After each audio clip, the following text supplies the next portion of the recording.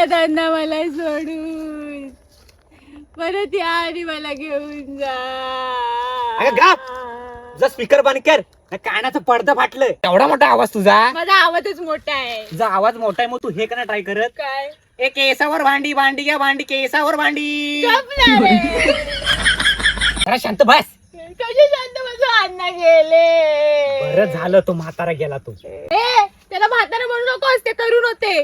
तरुण मेलेचे खावटे आले होते वर ऑक्सिजन घेतोय का सोडतोय काय समजत नव्हते. ते तरुणच होते. त्यांचं 5वं लग्न होणार होतं. 5वं लग्न. अगं इथं तरुणांची गटार तुंबली. तुझं अण्णा 5वं लग्न. अगं तर म्हातारा पहिल्या राऊंडला 10 सेकंदाच्या दम लागून मरल. त्याला सलाईनच्या बाटल्या चढवल्या लागतील. सलाईनच्या बाटल्या.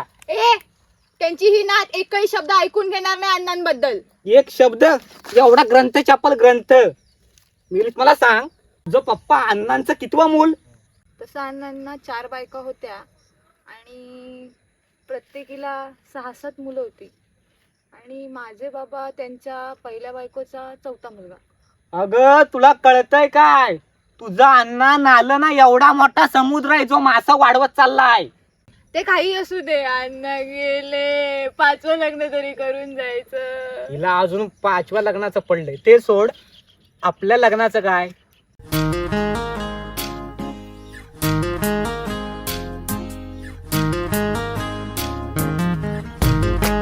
तू फक्त लग्नाची तयारी कर. मी मंडपात उभी राहायला तयार आहे.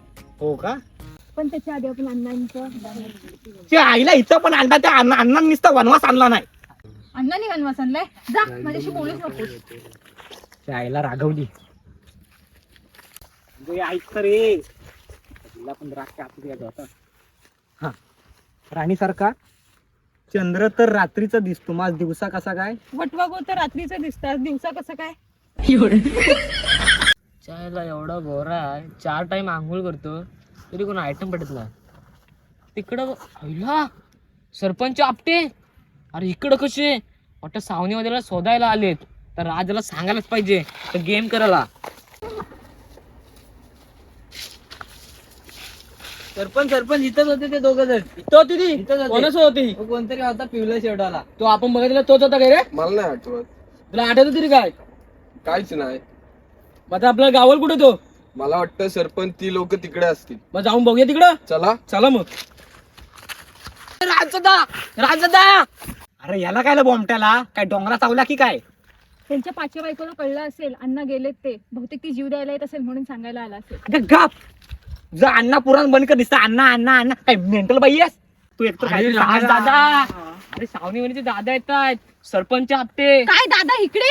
हो. दादाला 100% डाऊट आला असणार आहे. मी तुला इथे भेटायला आले. दादाला संशय होताच आधीपासून. अगं हे तुम्हाला आता सांगतेस.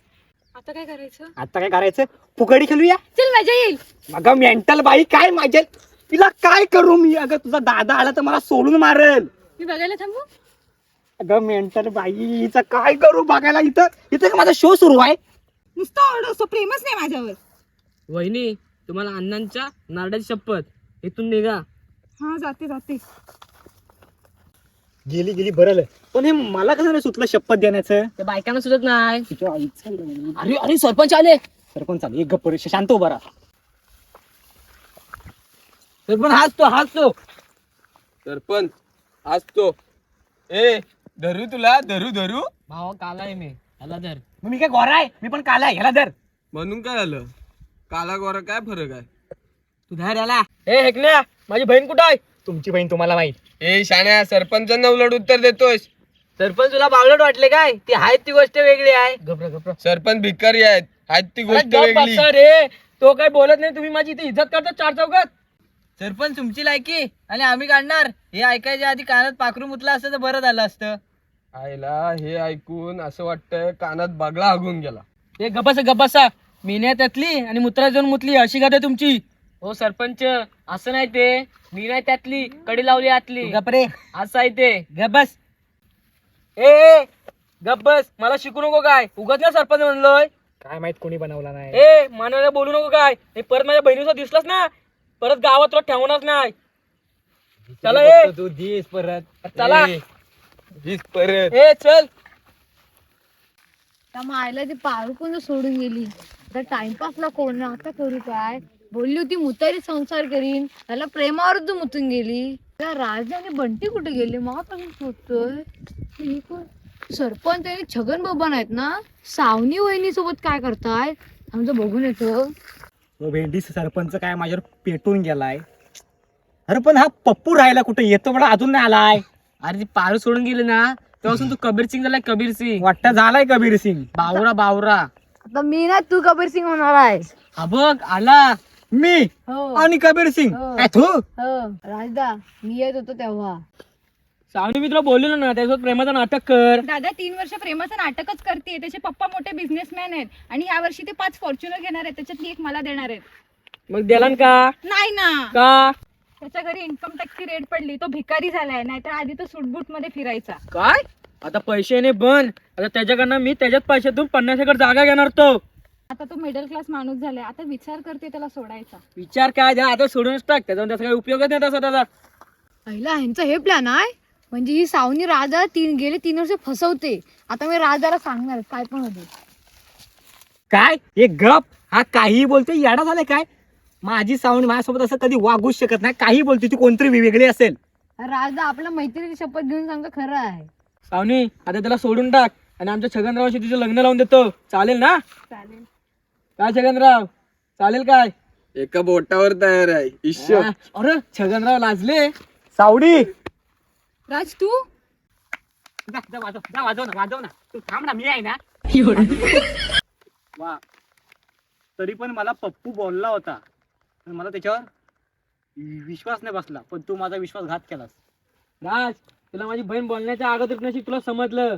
सावनी तू तुझ्या शब्द त्याला सांग. हो रे दादा, आणि माझा काही संबंध नाही. फक्त तुझ्या पैशावर प्रेम केलं होतं मी. काय काय बोलतेस तू हे सावनी? अगं पैशावर, अगं तुझ्यासाठी पैसा पाण्यासारखा काय अंघोळी सारखा वाहलाय. पप्पाने न सांगता त्यांच्या अकाउंट मधनं पैसे काढून तुला दिलेत. पण आता तू कंगाल झालास.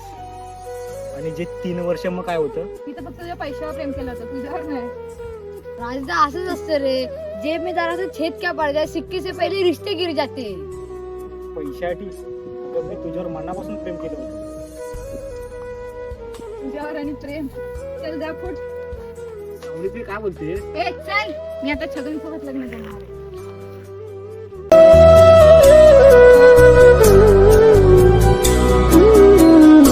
दादा ह्याला मोरू दे. चल आपण जाऊया. जाऊया आपण. सावनीवर असं नको वागूस. ए दादा याचं काहीतरी कर रे. छगन बाबा याला जाऊन याचा गेम वाजवा. जावा चल रे.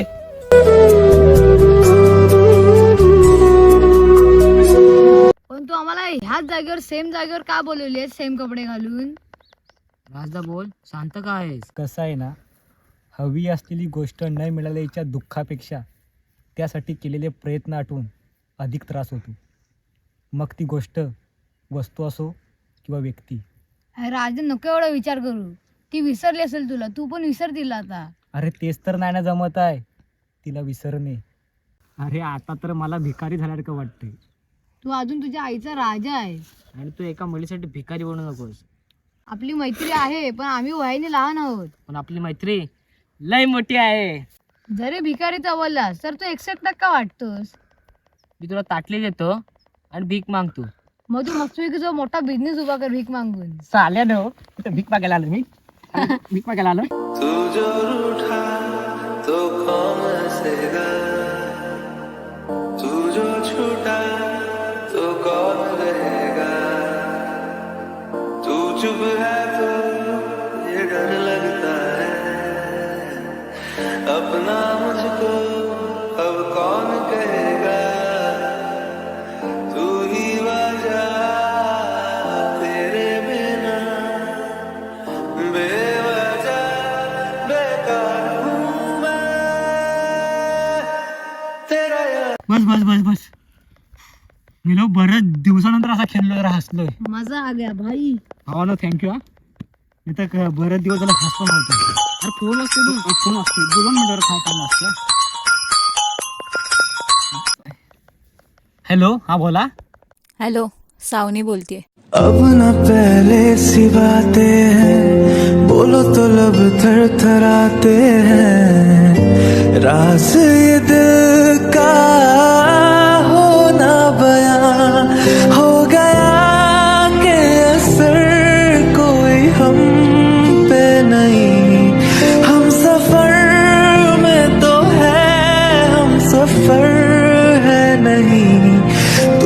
जाए